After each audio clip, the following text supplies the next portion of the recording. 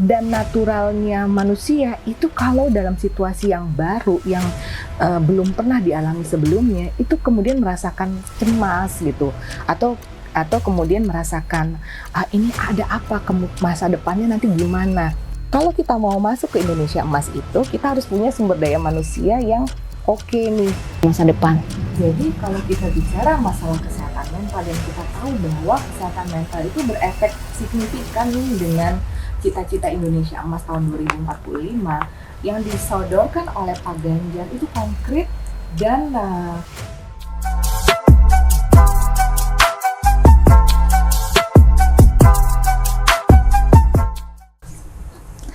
Halo, ketemu lagi di podcast Suara Ganjar bersama saya Anastasia Putri. Halo, gimana sahabat Ganjar? Sehat? Ya mudah-mudahan sehat ya, karena kalau kita bicara tentang kesehatan itu tidak hanya kesehatan fisik aja yang penting, tapi juga kesehatan mental ini penting. Nah, kita tahu faktanya, ada sebuah fakta mengatakan sekarang kondisinya ada 13,5 juta anak muda di Indonesia itu mengalami masalah gangguan mental atau kesehatan mental.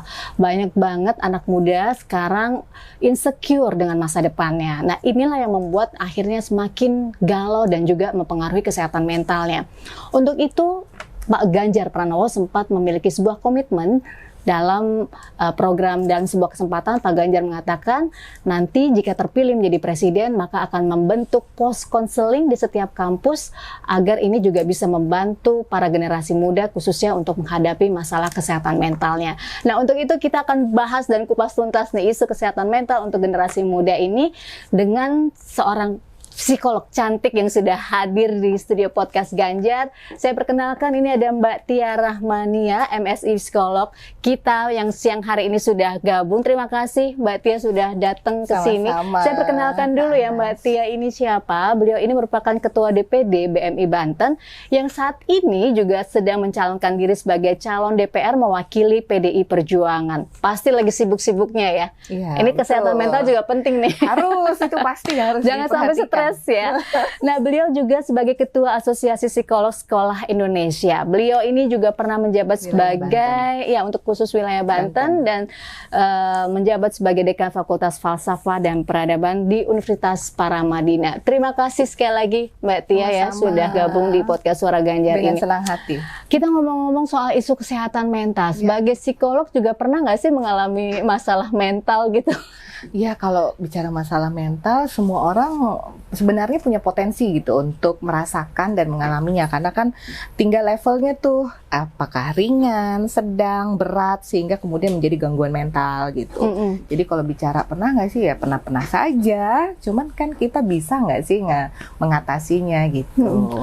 Mbak Tia, kalau kita bicara tentang isu kesehatan mental ini, mungkin di zaman saya dulu tuh kayaknya belum terlalu booming ya gitu. Tapi belakangan setelah kalau kita lihat pasca pandemi ya, isu kesehatan mental ini tuh terutama untuk anak muda itu banyak sekali melanda anak muda kita. Ini sebenarnya ada faktor apa ya Mbak Tia ya? Dan kita harus pahami dulu tuh definisi dari kesehatan mental. Jadi definisi kesehatan mental itu adalah kondisi di mana individu sesungguhnya memiliki kesejahteraan dalam dirinya sehingga dia mampu tuh untuk menyadari potensi dirinya. Jadi kesejahteraan diri yang dia alami, yang dia miliki menjadikan dia mampu melihat potensi dirinya, kemudian juga dia punya kemampuan untuk mengatasi masalah-masalah hidupnya dalam kondisi yang normal dalam berbagai situasi sehingga dia kemudian bisa bekerja, dia bisa produktif, menghasilkan buat dirinya serta yang lebih jauh lagi dia kemudian bisa punya kontribusi yang signifikan buat masyarakat maupun komunitas. Nah, itu mereka yang punya kondisi tersebut itu berada dalam konteks kesehatan mental yang baik itu. Kenapa sekarang kemudian menjadi booming dan semakin concern ya orang individu-individu atau masyarakat? Memang COVID-19 kemarin itu adalah titik balik yang menyadarkan kita bahwa kesehatan fisik itu sebenarnya nggak akan lengkap tanpa diimbangi dengan adanya kondisi kesehatan mental, kan kayak gitu. Nah, kemudian ditambah lagi kondisi COVID-19 itu termasuk situasi yang shocking. Orang tuh nggak familiar dengan hal tersebut. Kita nggak ada dalam situasi yang sudah siap dengan kondisi itu. Itu kan betul-betul hal yang baru gitu. dan naturalnya manusia itu kalau dalam situasi yang baru yang belum pernah dialami sebelumnya itu kemudian merasakan cemas gitu atau kemudian merasakan ini ada apa masa depannya nanti gimana, ke depan akan apa, saya bisa survive atau enggak gitu. Itu yang kemudian menimbulkan kondisi-kondisi yang punya potensi menjadikan masalah mental yang kemudian bisa jadi lebih berat sampai terjadi gangguan-gangguan mental begitu. Nah, kalau Mbak Tia mencermati sebagai seorang psikolog ya, yang pernah ada nggak sih yang pernah curhat ke Mbak Tia gitu ya, anak muda curhat, Mbak kok saya gampang galau ya gitu. Belum lagi sekarang tuh masalah toxic relationship gitu ya, terus banyak kayaknya jangankan itu, misalnya ditegur sama dosen di kampus aja udah langsung baper, down, terus nggak mau ke kampus. Nah, hal itu kira-kira apa faktor pemicunya, dan kira-kira anak muda tuh bagaimana supaya punya mental yang gitu ya, tangguh gitu. Ya. Jadi kan gini ya, kalau kita bicara pengalaman praktek saya, memang sejak 2004 saya diberikan surat izin praktek sampai kemudian sekarang, memang kan ruang lingkup saya adalah berpraktek di bidang psikologi perkembangan anak maupun remaja. Jadi tentu bicara mereka yang curhat atau mereka yang kemudian melakukan konseling dalam ruang praktek tuh ada aja. Pasti ada gitu. Misalnya masalah-masalah apa tuh Mbak Tia? Beragam sekali. Karena kan kalau kita bicara masalah mental atau masalah-masalah yang terkait dengan kesehatan mental, itu bisa berasal dari kondisi sehari-hari, pengalaman masa lalu, ataupun kondisi-kondisi yang kemudian traumatik ya. Jadi traumatic event gitu. Nah ini, dan bisa juga karena memang bawaan atau secara genetik dia memang memiliki potensi masalah kesehatan mental itu sendiri, kan kayak gitu. Nah, sehingga sebagai seorang psikolog yang profesional, pertama kita harus tahu dalam menegakkan diagnosis itu apa yang menjadi sumber masalahnya, kemudian kita harus lihat simptom-simptomnya secara detil dengan anamnesa yang mendalam sampai kemudian tegaklah suatu diagnosis. Karena kalau kita salah menegakkan diagnosis, yang muncul adalah labeling. Labeling itu berbahaya karena mereka yang teman-teman kita yang kebetulan kemudian menjadi klien para psikolog, kalau membawa labeling itu terus ke dalam kondisi kesehariannya, kalau mereka kuat mentalnya ya akan bisa recovery dan mencari bantuan. Tapi kalau enggak, kan malah bisa menimbulkan potensi masalah yang lebih dalam lagi, lebih jauh lagi begitu. Belum lagi sekarang kehadiran media sosial. Betul, gitu ya. Media sosial ini juga membuat anak muda ini gampang depresi, gampang gampang terpengaruh gitu. Ya, karena memang masalah kesehatan mental tuh bisa muncul dari dalam maupun dari luar, kan kayak gitu. Tadi Mbak Anas kan bilang bahwa kalau kita bicara kondisi kesehatan mental hasil survei yang ada, Mbak Ana sih bilang 12,5. Padahal kalau di tahun 2022 kemarin, Indonesia National Adolescent Mental Health Survey menyebutkan sebenarnya kalau di Indonesia itu 15,5 juta. Atau sekitar 34,9% remaja itu punya masalah mental. Dan yang mengalami gangguan mental yang sehingga membuat dia tidak produktif bekerja, berkontribusi secara signifikan pada masyarakat itu sampai 2,45 juta. Gitu, atau sekitar 5,5%, yaitu tahun 2022. Artinya kan kondisinya bisa beragam tergantung tahun-tahun di mana kita melakukan assessment atau survei, kan seperti itu. Tapi overall yang ada di balik itu bahwa urgent sekali untuk isu kesehatan mental ini, mengingat kita kan punya cita-cita nih, Indonesia ini tahun 2045 di mana 100 tahunnya Indonesia merdeka, kita akan masuk ke dalam suatu negara yang bukan lagi berkembang tapi negara maju, di mana di situ ada bonus demografi Indonesia emas. Kalau kita mau masuk ke Indonesia emas itu, kita harus punya sumber daya manusia yang oke nih, sumber daya manusia yang berkualitas, yang mana itu dibentuknya dari sekarang nih, yang dihasilkan oleh orang-orang muda yang ada sekarang. Karena ketika orang-orang muda yang sekarang ini dia punya kualitas yang baik, dia akan menghasilkan manusia-manusia yang baik juga nanti kelak di 2045. Dan dia juga akan bisa berkontribusi signifikan buat masyarakat di tahun itu, begitu. Kan itu bonus demografi. Kalau kita nggak memperhatikan itu nanti jadi bumerang buat kita, kan seperti itu. Nah, sehingga kalau seperti itu kita memang harus memperhatikan kondisi kesehatan mental buat para pemuda ataupun remaja, karena mereka adalah kunci nih untuk menjadikan Indonesia 2045, Indonesia Emas itu terwujud. Saya sangat setuju sekali ketika Pak Ganjar bilang bahwa oke, kita akan bikin pusat-pusat konseling di kampus-kampus gitu. Saya rasa sih yang konkret, calon presiden yang konkret menyebutkan dan memperhatikan serta concern pada kesehatan mental itu baru Pak Ganjar gitu. Nah, dalam hal ini maka kita harus support. Supportnya sepertinya beragam. Apa sih yang bisa kita berikan yang terbaik? Dan dalam hal ini untuk remaja ataupun pemuda, kita tahu bahwa mereka tuh kunci untuk membuat kita nanti di 2045 adalah betul-betul menjadi Indonesia yang emas. Ya, Indonesia sebagai karakter negara maju gitu. Mungkin ada success story nggak dari Mbak Tia juga ketika ada satu pasien ya mungkin ya dalam tanda kutip misalnya ada remaja yang curhat ke Mbak Tia tentang kesehatan mental ya, kemudian ada asesmen dari Mbak Tia dan akhirnya dia sembuh dari itu, boleh mungkin bisa sharing Mbak Tia? Ya kan gini, kalau kita bicara masalah kesehatan mental itu faktor penyebabnya kan bisa dari luar maupun dari dalam. Kemudian kalau dari luar bisa karena pertemanan, kemudian juga stresnya, masalah kampus, masalah sekolah, bullying, ataupun kemudian kekerasan yang terjadi pada dirinya, pengalaman-pengalaman hidupnya di masa lalu, misalnya ketika dia mengalami masa-masa tidak enak yang menimbulkan masalah emosional, atau memang di dalam dirinya itu sendiri punya masalah dalam konteks personality. Nah, saya bisa bantu dalam hal ini karena sebagai seorang yang profesional kita pastikan bahwa dia aman dan nyaman dulu untuk terbuka. Kita bangun kepercayaan diri si klien gitu.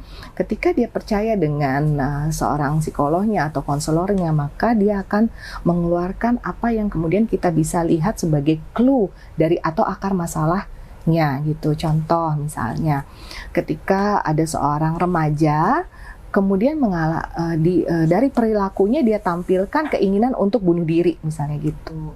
Nah, kita juga harus concern terkait hal tersebut. Entah dari statementnya yang menyatakan bahwa kayaknya aku pengen bunuh diri deh Mbak, atau kemudian dia cerita dari perilakunya dia membeset-beset tangannya misalnya dan dia tunjukkan kepada kita. Kita harus pastikan pertama dia sudah nyaman nih untuk terbuka menyatakan apa yang dia rasakan. Kemudian yang kedua, pastikan bahwa dia mengeluarkan tuh semua hal yang harus kita probing lebih jauh. Apa yang menjadi penyebabnya, apa pemicunya. Kemudian siapa orang signifikan di dalam ceritanya atau dalam perjalanan historinya itu yang mungkin penting buat dia atau yang mengecewakan dia, atau kemudian hal apa lagi yang menjadi masalah yang menimbulkan keinginan atau kecenderungan untuk tadi bunuh diri. Dalam konteks ini, ketika dia sudah banyak bercerita, kemudian perhatian dan empati yang ditampilkan oleh kita, ditambah kita berusaha untuk menghubungkan dengan orang yang signifikan yang mungkin bisa menjadi social support di luar ruang praktek klinis kita gitu, hal tersebut bisa terkurangi, keinginan itu bisa terkurangi. Dia merasakan bahwa ada orang yang mendengarkan, dia merasakan bahwa ada social support yang bisa menjadi tempat dia untuk meminta bantuan ketika dia perlukan, dan adanya pemahaman terkait masalahnya gitu, sehingga keinginan untuk bunuh diri itu misalnya terkurangi ataupun kemudian tidak muncul sama sekali. Iya. Oke, menarik Mbak Tia. Kalau tadi Mbak Tia juga udah sempat bilang ya, sangat mendukung dan Pak Ganjar merupakan satu-satunya capres yang punya program dan sangat concern tentang kesehatan mental ini. Tapi kita juga tahu nih Mbak Tia, kalau kita keinginan atau hasrat kita untuk datang ke konseling itu aja itu udah kayaknya butuh kepedean gitu dan keberanian ya, karena ada labeling, ada stigma kalau kita datang ke psikolog kita dianggap memiliki gangguan kejiwaan. Nah, ini bagaimana nih kita mengatasi labeling tadi ya atau stigma kalau kita ke psikolog berarti kita dianggap sebagai orang yang punya gangguan kejiwaan. Betul. Sebenarnya saat ini kalau saya melihat ya berdasarkan pengalaman praktek saya bertahun-tahun, kesadaran akan kebutuhan bantuan masalah kesehatan mental itu sudah mulai meningkat gitu dibandingkan ketika pertama kali saya berpraktek sebagai seorang psikolog gitu. Bahkan dalam ruang praktek saya pernah kok menemukan seorang anak SMP misalnya datang sendiri bikin appointment sendiri ke anak SMP itu? Iya, ke tempat praktek saya. Dan ketika saya tanya, orang tua kamu tahu nggak? Enggak, ini memang kesadaran saya gitu. Artinya apa? Memang terjadi peningkatan tuh akan kesadaran masalah kesehatan mental, khususnya orang muda juga. Tapi menjadi menarik karena support sistemnya bukan dari keluarga justru ya, dia mencari pertolongan dari luar gitu. Tapi jauh lebih baik dibanding dia nggak mencari profesional kan, hanya mencari pada temennya misalnya begitu gitu. Sehingga kita jadi tahu kan bahwa ini harus dibangun nih, ada hal yang harus dibangun, bagaimana hubungan dia dengan keluarga saya ya gitu. Nah, kembali ke masalah tadi, itu berarti kan tapi memang masih ada masyarakat yang kemudian enggan untuk melakukan konseling karena takut melihat dirinya sebagai orang gila, orang yang punya masalah gangguan mental gitu. Padahal seperti halnya kita ke dokter, ketika kita merasa mental atau psikis kita itu membutuhkan asupan support yang signifikan, nggak ada salahnya kita mencari bantuan profesional. Itu stigma gitu. Kita bicara stigma berarti bicara tentang bagaimana sekelompok adanya label negatif gitu ya yang disematkan kepada sekelompok orang atau individu ketika melakukan sesuatu gitu. Nah, stigma ini yang harus kita sama-sama hapuskan, coba usahakan untuk hapuskan gitu. Kenapa? Karena kalau stigma ini dibiarkan gitu, itu akan menjadikan masyarakat terhalangi untuk mendapatkan bantuan yang profesional, bantuan yang tepat gitu. Mereka yang seharusnya kita bisa bantu, kita tangani masalah kesehatan mentalnya, karena stigma itu menjadikan mereka terhambat untuk mendapatkan bantuan profesional tersebut. Kan kita nggak pengen gitu. Kita pengen individu atau masyarakat itu sehat fisiknya juga sehat mentalnya, karena sekarang konsep atau definisi sehat itu nggak cuma fisik tapi mental juga kayak gitu. Nah, gimana dong caranya untuk membuat stigma ini berangsur-angsur berkurang? Stigma itu ada self stigma, ada public stigma. Self stigma itu berarti kita sendiri yang punya persepsi itu, gitu kan? Kita sendiri yang menganggap bahwa kalau gue ke konselor itu berarti gue gila nih, gue nggak, ntar orang mikir gue nggak oke nih dan bla bla bla. Kalau sudah seperti itu, maka pertama kitanya sendiri harus punya literasi yang banyak terkait dengan kesehatan mental. Jadi kita harus baca, kita harus mau untuk punya pengetahuan gitu. Dan saya yakin sih semakin terdidik seseorang, semakin dia makin menipis stigma negatifnya terkait dengan mencari bantuan akses kesehatan mental. Karena itu dia terrekonstruksi kognitifnya gitu. Pikiran dan persepsinya akan terbentuk lebih baik dibanding mereka yang tidak baca, tidak punya literasi kesehatan mental yang cukup. Yang berikutnya adalah kita harus memberdayakan diri kita gitu. Memberdayakan diri kita itu apa? Menjadikan kita berdaya, berupaya. Nggak diem aja, udah tahu kita punya masalah secara psikis, secara mental, terus kita diem aja, kita merenungi nasib, enggak, kita sendiri harus berdaya gitu. Dan yang lainnya adalah kita sendiri mudah-mudahan punya dukungan teman maupun keluarga yang support sama kita, sehingga ketika kita punya keinginan untuk mencari bantuan, teman dan keluarga itu mau membantu. Apa sih, misalnya mereka memberikan informasi, ini psikolog yang kira-kira oke nih, gini gitu, atau kamu cari bantuan ke sini, ada rumah sakit atau datang deh ke puskesmas ini gitu. Jadi itu adalah upaya kita untuk menghilangkan stigma yang muncul dari diri kita itu sendiri, gitu kan. Dan yang berikutnya kalau bicara public stigma, yang mana itu memang hadir dari masyarakat, maka mau nggak mau semua pihak tuh harus edukasi bareng-bareng. Itu kayak sekarang yang kita lakukan di podcast ini kan kita lagi berupaya nih untuk mengurangi public stigma tadi. Halo, masalah kesehatan mental tuh penting. Dunia juga mengakui kesehatan itu bukan cuma fisik tapi juga mental. Yuk kita bareng-bareng mencoba mengatasinya. Karena it's okay to be not okay, but you have to find the answer of your problem gitu. Cari deh expert atau cari deh tempat yang kemudian kamu yakin kamu bisa dibantu gitu. Kemudian yang pasti kontak sosial ya. Kontak sosial itu artinya setiap orang tuh harus menularkan, terhubung dan saling membantu. Misalnya puskesmas bantu, RT bantu gitu. Rumah sakit menginformasikan ke puskesmas sehingga mereka juga aware. Pemerintah bikin kebijakan yang support untuk masalah kesehatan mental seperti itu. Jadi kan semua lini itu sama-sama bekerja berupaya untuk mengurangi stigma itu. Gitu. Jadi itu kayaknya sehingga kita juga memungkinkan mereka yang punya masalah tidak perlu terhambat dengan masalah stigma. Iya, khususnya support system yang baik ya, lingkungan itu yang punya peran terbesar sebenarnya untuk membentuk atau menyembuhkan kesehatan mental tadi. Tapi kadang-kadang saya juga berpikir, namanya kita punya masalah dengan mental kita, artinya kadang-kadang kita nggak sadar bahwa kita ini tuh ternyata adalah sebuah penyakit, ya kesehatan mental gitu. Nah, bagaimana cara mendeteksi apakah saya ini punya masalah nggak ya dengan kesehatan mental kita gitu? Atau mungkin orang yang kita sayangi, keluarga kita, dia punya masalah gitu. Betul. Kan? Pertama paling gampang adalah cek perilakunya. Kalau dia mengalami perubahan perilaku, tadinya dia tuh sabar, terus sekarang kok sukanya marah-marah gitu. Tadinya dia kalau kita ajak ngomong gampang, tapi kok sekarang dia menarik diri gitu.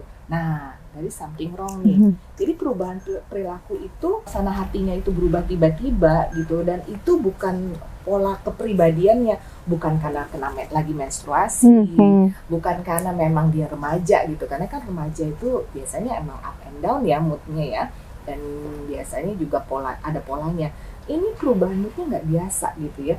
Nah ini bisa jadi kemudian kita harus mencari bantuan expert atau kita tanyakan apa sih masalahnya, ataupun kemudian kita arahkan pada expert. Terus yang berikutnya adalah dia sulit konsentrasi gitu.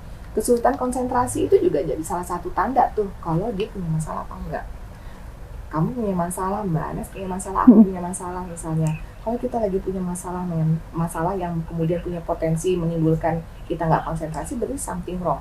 Apalagi kalau kemudian nggak konsentrasinya itu bikin ganggu semua pekerjaan, urusan pribadi maupun urusan publik. Nah, berarti you have to find someone expert untuk bantu kamu gitu. Itu bisa jadi upaya untuk mawas dirinya kita, atau ketika kita ngeliatin sahabat ataupun keluarga yang kita sayangi tuh untuk bantu mereka, ya kan? Kemudian ada yang lebih gampang lagi, penurunan berat badan misalnya. Itu hal-hal yang kayak gitu tuh sebenarnya tadinya biasanya, kecuali kalau dia diet ya gitu. Tapi itu dia nggak diet, dia kemudian juga tapi diikuti juga dengan perubahan perilaku dan sebagainya, berat badannya juga menurun, ditambah dia udah nggak peduli lagi sama penampilan gitu. Nah itu mungkin something wrong gitu. Itu berarti salah satu gejala ya, gejala kalau kita sedang mengalami kita harus gangguan kesehatan mental kita. Oke. Udah nggak peduli lagi sama penampilan, udah nggak, rambut itu udah acak-acakan. Lihat aja teman kerja kita kalau ada yang seperti itu, kamu ada apa sih gitu. Oke, jadi itu salah satu bentuk kepedulian kita juga harus aware dengan orang-orang yang tiba-tiba mengalami perubahan perilaku, perubahan mood itu. Apakah kita langsung, kamu periksa deh gitu ke psikolog, atau kita perlu begitu, atau bagaimana sebaiknya? Oke, kalau kita adalah keluarganya, orang yang memang dekat, intim dengan dia, pastikan dia merasakan bahwa kita menyayangi dia. Misalnya anak kita, pasangan kita, beri kasih sayang kita gitu kepada dia. Mungkin selama ini karena terepotkannya kita dengan pekerjaan, kita kurang perhatiin dia nih gitu. Beri kasih sayang, pastikan dia merasakan itu, beri waktu kita, dengarkan apa yang dia sampaikan gitu. kemudian dari situ dia akan terbuka, dan mungkin memang ketika kita analisis kita nggak bisa bantu dia dengan lebih advance, maka jangan ragu-ragu untuk cari bantuan yang lebih ahli gitu. Jadi cara yang pertama ya kita harus pastikan kita berikan dia kasih sayang dulu, kemudian kita dengarkan dia. Mendengarkan pun juga jangan ada handphone di sebelah kita kemudian kita dengerin dia sambil gitu, enggak.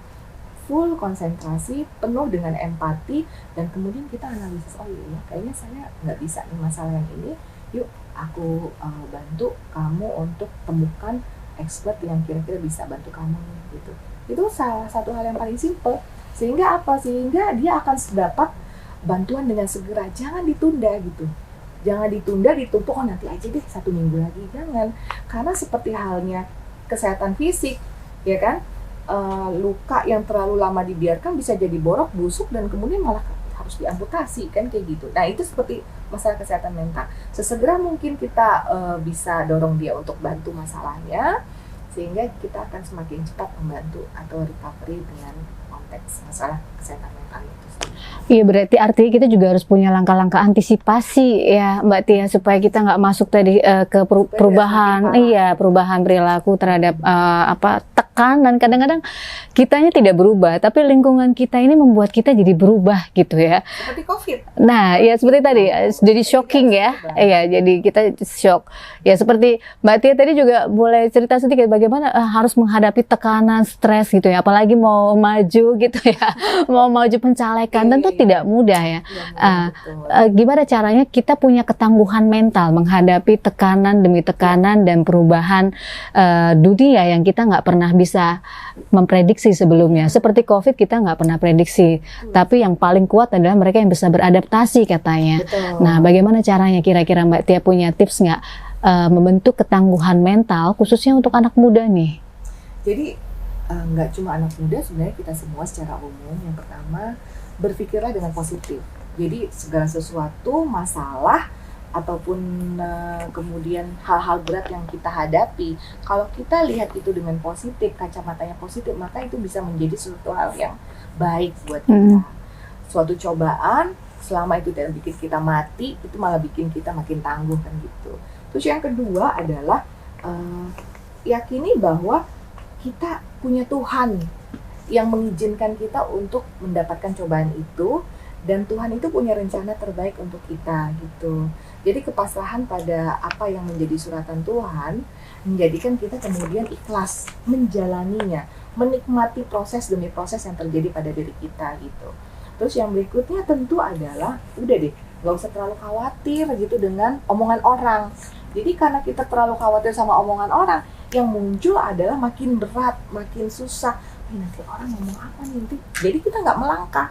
Padahal yang kita butuhkan adalah kita segera move on dengan masalah tersebut. Plus yang berikutnya adalah asah terus kemampuan diri kita. Semakin kita nggak bisa ini, tekanan atau stres itu adalah hal yang sebenarnya tuntutan dari luar untuk kita bertindak atau berperilaku tertentu. Kayak COVID, kita harus beradaptasi gitu kan. Kemudian yang tadinya kita nggak biasa cuci tangan sering, kemudian kita beradaptasi dengan cuci tangan sering dan menggunakan masker dan sebagainya. Ditambah kita jadi harus tahu tentang apa yang nggak boleh, apa yang baik, apa yang nggak bisa dilakukan. Nah artinya kan kita punya skill baru tuh, mau nggak kita melakukannya, belajar gitu. Jadi kita harus terus belajar, asah kemampuan kita, sehingga kemudian kita jadi makin percaya diri, yakin gitu. Jadi dengan keikhlasan kita, berpikir positif, menerima bahwa ini memang cobaan dari Allah Subhanahu wa Ta'ala untuk menguji kita supaya jadi makin baik, dan kita bersedia belajar, menjadikan kita juga nggak perlu terlalu khawatir dengan apa yang dijadikan omongan orang. Insya Allah itu kita bisa survive, mentalnya juga udah makin tangguh. Itu dia, karena tadi sekali lagi tantangannya teknologi nih Mbak Tia. Teknologi itu di media sosial itu banyak sekali. Nah anak muda sekarang juga kan demennya main scroll-scroll TikTok, scroll-scroll media sosial gitu kan. Nah itu gimana itu? Harus dibatasi justru ya. Jadi gini, kita harus sadar nih bahwa ada dunia maya sama the real situation atau the real life gitu ya. Jadi apa yang semakin kita tahu bahwa dunia yang ada di uh, di dunia maya itu belum tentu sebenarnya kan gitu. Sehingga kita kemudian tahu bahwa harus ada pembagian diri antara dunia maya sama dunia sebenarnya. Kita hidup di dunia nyata gitu. Maka kita membatasi mindset kita untuk tidak terlalu terlibat atau terpengaruh dengan apa yang ada di dunia maya. Itu kemudian juga kalau perlu batasi juga, kadang-kadang kalau memang dibutuhkan kita puasa tuh untuk mengakses media sosial, tapi kalau kita memang tetap perlu dihubungi, pakai aja handphone batangannya gitu kan, kembali ke handphone batangan. Kadang-kadang perlu juga ketika kita merasa ada gejala-gejala masalah nih terkait dengan pengaruh dunia sosial dengan diri kita gitu, dunia maya dengan diri kita gitu. Nah, selanjutnya tentu literasi itu ya, literasi media tadi itu penting banget. Karena Mbak Tia juga mungkin tahu banyak juga di media kan berita-berita tentang bullying kemudian direkam gitu ya oleh anak SMP dan kemudian disebarluaskan, dan itu mereka akhirnya bersangkutan dengan hukum akhirnya ke situ. Kasus pembulian seperti gunung es. Nah, itu sudah dimulai dari SMP tadi. Itu juga satu hal yang sangat memprihatinkan kayaknya. Apakah post counseling itu jadi jawabannya untuk bisa menghindari hal-hal seperti itu di sekolah? Kalau menghindari maka harusnya ada tindakan preventif gitu. Jadi kalau kita bicara masalah bullying ini kan masalahnya kompleks sebenarnya. Ada yang melakukan bullying itu nggak sengaja itu artinya karena dia ikut-ikutan aja, memang lingkungannya itu kondusif untuk melakukannya. Ada yang memang sengaja kayak seperti itu. Nah, maka kalau kita bicara bullying, kekerasan itu harus kita pilah dengan hati-hati gitu. Kalau bicara bullying kemudian kita lihat solusinya adalah pasca konseling ya, menurut saya itu harusnya terintegrasi dengan detail. Pertama, preventifnya kita edukasi tempat-tempat yang potensi bullying untuk tidak terjadi bullying. Bahkan kalau perlu putuskan hubungan dengan masalah bullying, misalnya senioritas. Kalau gitu seniornya kita nggak beri kesempatan untuk ikut dalam kegiatan-kegiatan yang potensial untuk membuat terjadi masalah gitu ya. Itu bikin program sendiri tuh. Itu preventifnya misalnya bisa dicoba. Ditambah kemudian edukasi terus tuh bahwa kita tuh sama, setara, punya hak yang sama. Itu terus bisa edukasi. Ditambah kemudian kita kasih tahu bahwa bullying itu akan berefek panjang, akan menimbulkan masalah baru, dan itu bisa menimbulkan traumatic event, itu bisa kemudian kita edukasi. Kemudian kalau yang sudah mengalaminya dan kita tahu bahwa bullying itu kan memang masalah yang berefek panjang, traumatik, dan punya potensi muncul masalah-masalah baru di kondisi dewasa gitu, maka kita perlukan konseling, terapi, dan sebagainya. Sesudah konseling dan terapi, kadang-kadang terapinya juga jangka panjang tergantung berat ringannya masalah ya yang merupakan efek dari bullying itu. Jadi kita harus pantau terus. Pemantauan terkait efek ataupun hasil dari konseling itu juga diperlukan. Di mana pemantauannya? Orang tua kayak di rumah sebagai bagian dari keluarga kecil, institusi kecil terdekat, atau di sekolah sendiri, guru kita libatkan untuk melihat bagaimana. Ataupun peer group, teman-teman kita dorong untuk bantu membuat suatu lingkungan yang kondusif gitu dan membantu si korban dan sebagainya. Kalau mau lihat lebih luas lagi, maka kita bicara public policy, kebijakan publik seperti apa. Jadi menurut saya itu masalah yang harusnya sangat kompleks ya. Belum nanti orang tuanya tekanan ekonomi menghadapi masalah ekonomi ke anaknya. Iya. Jadi khusus tuh kayaknya podcast sendiri. Iya. Panjang ya. Nah, termasuk salah satunya nih terakhir nih Mbak Tia tentang komitmen dari Pak Ganjar yang akan membuat pos konseling di setiap kampus dalam rangka tadi yang mengatasi kesehatan mental khususnya ya di anak-anak muda supaya kita nanti bisa mendapatkan manfaat dari bonus demografi ini. Kira-kira apakah itu salah satu bentuk konkret yang bagus untuk mengatasi isu kesehatan mental atau mungkin ada tambahan lagi barangkali ada program menarik lain yang seharusnya ada program ini untuk mengatasi tadi isu kesehatan mental di masa depan? Jadi kalau kita bicara masalah kesehatan mental dan kita tahu bahwa kesehatan mental itu berefek signifikan nih dengan cita-cita Indonesia Emas tahun 2045 yang disodorkan oleh Pak Ganjar itu konkret dan kalau kemudian didukung secara signifikan oleh pemerintah menjadikan suatu program yang sangat baik untuk menjadi entah itu konteks edukasi, pencegahan maupun penanggulangan. Karena bagaimanapun kalau kita mau bicara tentang kesehatan mental, maka langkah-langkahnya itu mulai dari promotif, preventif, kuratif maupun rehabilitatif. Keempat sisi ini harus dibikinin program semua gitu. Promosinya ya mulai dari kita mengedukasi masyarakat terkait pentingnya kesehatan mental. Kemudian preventifnya kita bikin kebijakan yang mendukung kesehatan mental dan itu kemudian turun dalam bentuk kebijakan yang lebih detail lagi sampai ke bawah. Kuratifnya bagaimana menangani masalah-masalah yang terjadi terkait dengan masalah mental maupun gangguan mental, termasuk rehabilitatifnya pasca dari penanganan tadi itu seperti apa. Konseling itu salah satu saja bagian dari langkah-langkah yang bisa kita lakukan, tapi paling tidak Ganjar itu Pak Ganjar menunjukkan bahwa dia concern dengan masalah kesehatan mental. Dia menyadari bahwa masalah kesehatan mental hal yang penting untuk diperhatikan dalam rangka kita bisa menjadi Indonesia yang maju di 2045 gitu. Tapi kemudian pastikan dengan hal yang lebih jauh lagi, penyediaan fasilitas kesehatan jiwa tuh yang harus merata ke seluruh sisi negeri gitu kan, sehingga bisa diakses bukan cuma golongan menengah atas tapi juga bawah gitu. Kemudian pastikan juga penyediaan obatnya, kemudian juga pelayanan kesehatan jiwanya harus layak gitu, karena kadang-kadang ada juga yang fasilitas kesehatan jiwanya nggak layak seperti itu. Ditambah lagi elemen masyarakatnya harus dikuatkan. Jadi itu menurut saya yang bisa paling tidak itu sangat menunjukkan bahwa ya ini Indonesia itu care banget sama masalah mental health. Luar biasa. Keren banget sih Mbak Tia program-program. Mudah-mudahan program-program ini juga nanti menjadi salah satu program Mbak Tia di dapilnya Mbak Tia di Pandeglang ya. Terima kasih atas waktunya Mbak Tia. Ya itu tadi sahabat Ganjar, gimana kita sudah ngobrol bareng sama Mbak Tia ya, tentang isu kesehatan mental. Jadi ini sangat penting karena ini sangat punya efek signifikan terhadap visi Indonesia Emas 2045 ya Mbak Tia.